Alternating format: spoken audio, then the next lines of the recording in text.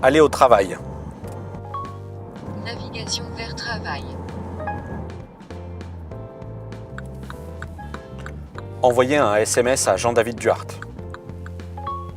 Que souhaitez-vous dire à Jean-David? Salut, virgule, je suis de retour à la rédaction. Dois-je l'envoyer? Envoyer. Message envoyé. Envoyer un mail à Lionel Morillon. Écouter Jamiroquai sur Spotify. Lecture de Jamiroquai sur Spotify. Et voilà, vous l'avez vu, j'ai pu utiliser les principales fonctions du smartphone pratiques au quotidien sans réellement quitter la route des yeux. C'est la promesse de ce capteur Logitech, le Logi Zero Touch, puisque vous l'avez vu, avec un geste de la main, j'active une fonction d'assistant personnel qui me permet donc de piloter les principales fonctions de mon smartphone. Et regardez comment il se présente cette fois-ci physiquement.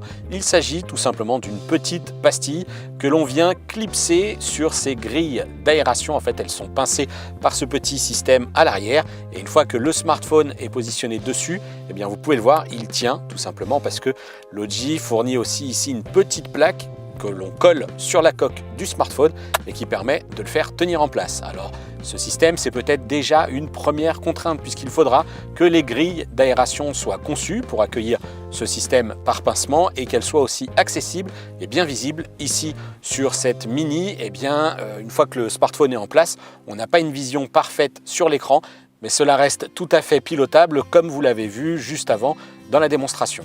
Une fois que l'ensemble est donc fixé, le support aimanté devient actif, envoie une indication au smartphone et l'application Logi Zero Touch est lancée en tâche de fond. Je n'ai alors plus qu'à positionner la main devant le capteur du smartphone. C'est lui qui réveille Logi. Le capteur, en fait, eh bien, c'est celui qui est souvent utilisé pour mettre l'écran veille lorsqu'on met le combiné à l'oreille. Bref, là, l'application attend tout simplement les instructions.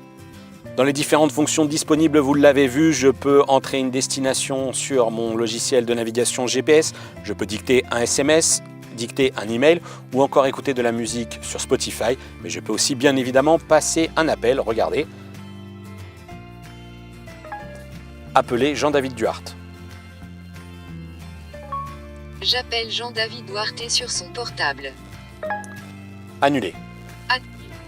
Voilà, dans le cas présent, la communication sera ensuite redirigée soit sur le système Bluetooth de la voiture, soit en utilisant le micro du smartphone. Ça fonctionne plutôt bien et c'est aussi à configurer dans l'interface de Logi, puisque si la navigation par exemple utilisait Waze, je peux tout à fait utiliser Google Maps ou encore une autre application de navigation que j'utilise, à savoir Sidekick. Pour la dictée des emails, eh bien, on pourra choisir soit son compte professionnel, soit un compte Gmail personnel. Et je parlais aussi de l'écoute de musique via Spotify, mais Logi est aussi compatible avec un compte Deezer.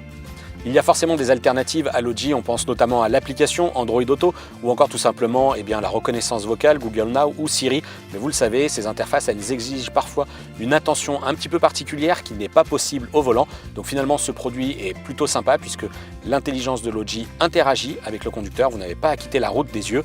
Le prix, 60 €, est-ce que ça vaut le coup? Ça sera fonction de votre usage. Est-ce qu'il est assez important? À noter tout de même quand même que ce petit support, il tient plutôt bien. Pas forcément adapté à tous les habitacles. Bref, à ce prix-là, ça sera vraiment à vous de voir si ça vaut le coup et on recommande quand même toutefois d'utiliser le smartphone au minimum tant que vous êtes derrière le volant.